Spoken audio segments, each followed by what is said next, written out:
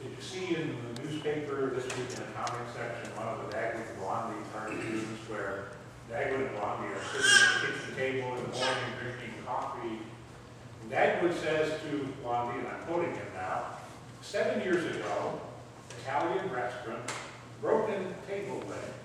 At which point you're just overwhelmed with laughter. They're laughing their heads off, almost falling out of their chairs. After they've managed finally to catch their breath, Dagwood says to Blondie, how is it that we can share such a wonderful story in 10 words or less? Blondie says, it's a gift. How many times do you suppose they have shared that story together? A story that made them laugh. We don't have any way of knowing, but if they are able to share that story with each other in a mere 10 words, you can bet they have told it back and forth to each other many, many times, and have laughed many other times about it, because they know the story inside and out. And as they tell that story, and as they remember that story, and as they laugh over that story, good things happen in their relationships. The memory comes alive in a new kind of way. The laughter brings them closer together. All sorts of good things happen as they tell that story and as they laugh together over that story. That's a good thing to do.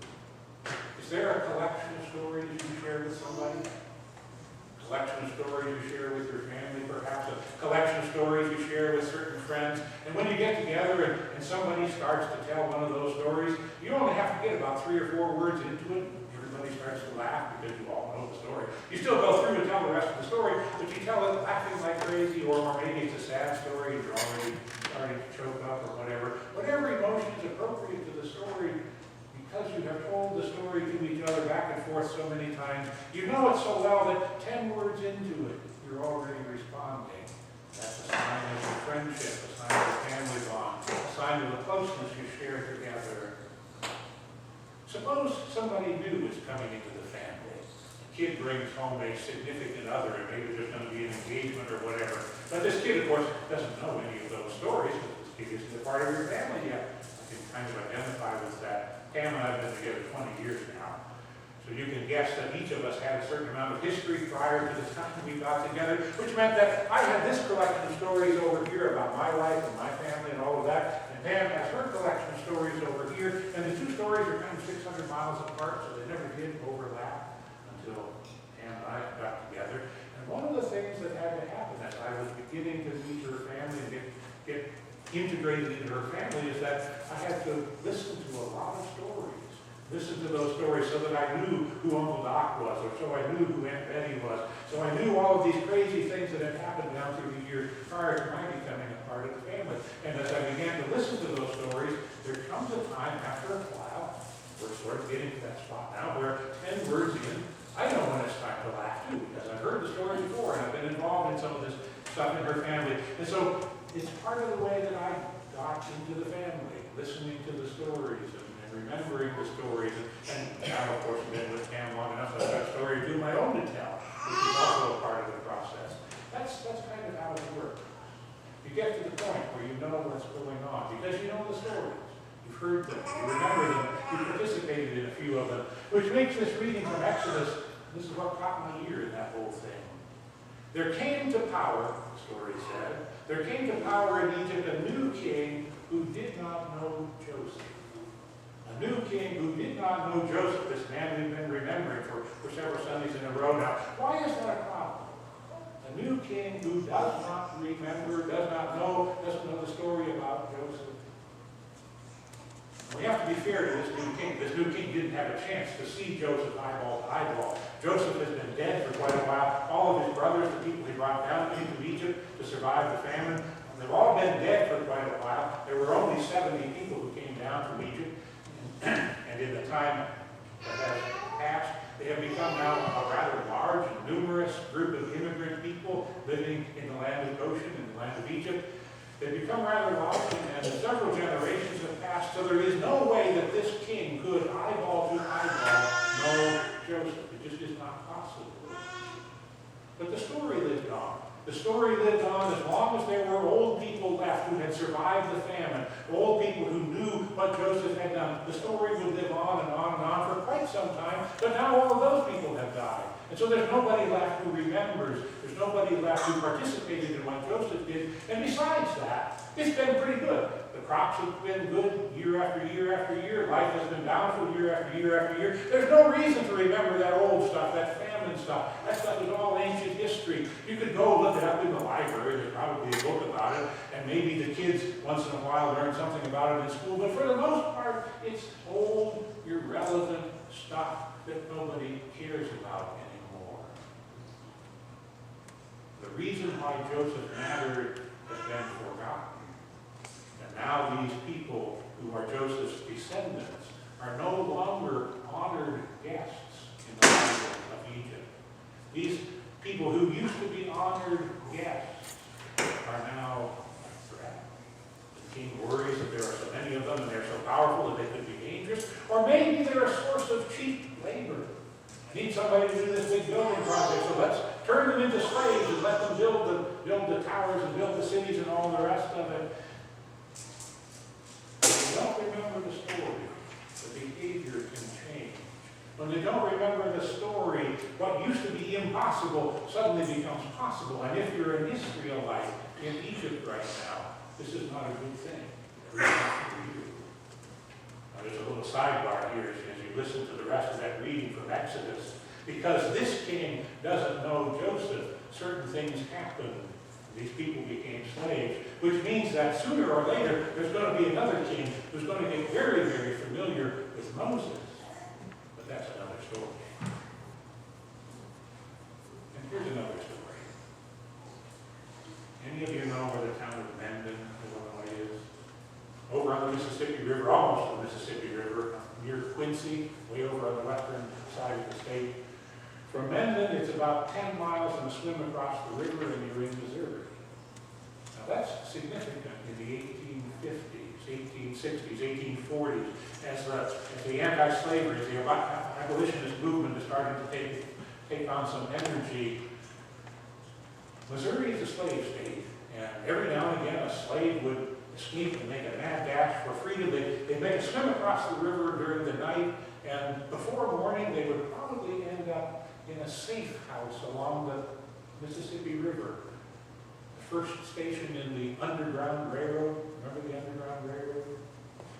And then maybe the next night they would get about 10 miles to a town like Mendon. And in Mendon there were, even when we were there, still houses that had little places underneath the floor where people could lie during the day, or a little cubby hole back by the chimney where you could be all enclosed and nobody would know you were there. All of these hiding places where slaves could be hidden through the day until the next night, and somebody would lead them on to the next station.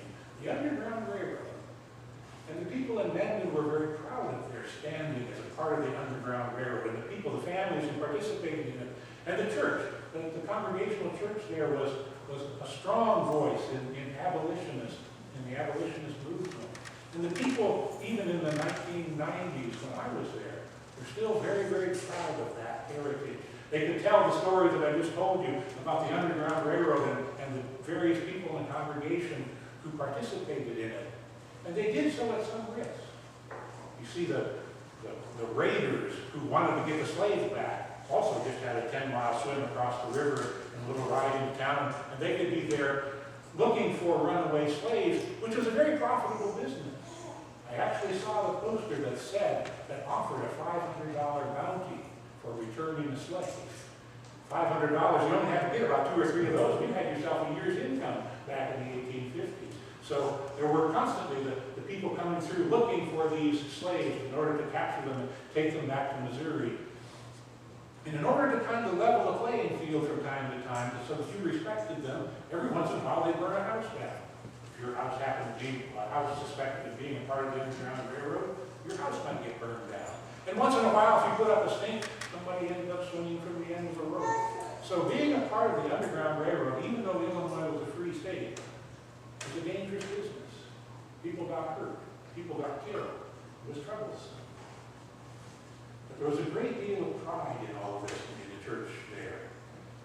So you can imagine my shock when one Sunday, an older couple walked in with their grandson. It was clear they were raising their grandson. And at the end of worship, somebody said, "Who was that couple with the nigger kid?" This is the 1990s, so I should have known better anyway. But a church that had this huge history of anti-slavery, the church that participated in the Underground Railroad, a church that was proud of it. They could tell you the story. They told me the story. That's how I know the story. And they were proud of the fact that the story somehow didn't get here. The story somehow didn't get into their guts. The story somehow didn't get into their bones. And so even though they knew the story didn't really matter. Even though great-grandparents had risked their lives, and the great-grandchildren knew the story, but they didn't really know it. They didn't really live the story. It didn't really matter. Knowing the story matters. Knowing the story in your guts. Knowing the story in your heart. Knowing the story in your bones. Knowing the story like Dagwood and Blondie knew the story, so that 10 words get you to the point, so that you know the plot and you live the plot. Knowing the story matters. That's why we've been hearing and pondering these old stories all summer. The story of Isaac and Rebekah, the story of Jacob and Esau, the story of Rachel and Leah, the story of Joseph and his brothers, the story of the magic Technicolor Dreamcoat and all those crazy dreams. We've been remembering all of these stories so that we could learn to see God at work, so that we could see God at work behind the scenes often, under the radar often, so we could see God at work very often in circumstances that were anything but holy. That's why we've been hearing and pondering those stories. And that's why Sunday school matters. So that the kids hear over and over again old stories. Stories about Joseph and Moses and King David. Stories about Mary and Joseph and Jesus. Stories about Peter and Paul and Priscilla. The stories we all need to know, because these are the stories that tell us who we are when we are Christians. These are stories we all need to know, because if we forget them, very soon we will not be Christian. We have to tell those stories, those old stories of unseen things above. We have to tell those old stories. We have to tell them often so that we don't forget them. We have to tell them often because our memory so often dries up like that dew that comes down in the morning, but by noon it's already gone. We have to tell those stories over and over and over, and simply as though we're telling them to a little child, because so often we are weak and weary and helpless. We have to tell those old stories so that this world's empty glory won't be crowded out of our souls. Tell me the old story we sang, so I don't make the same mistake the new king made. Tell me the old story, so I won't forget who I am and why I'm here. Tell me that old story, so I won't forget where I'm going or why I'm going there. Tell me that old story. Tell it to me again and again and again. Tell me the story of Jesus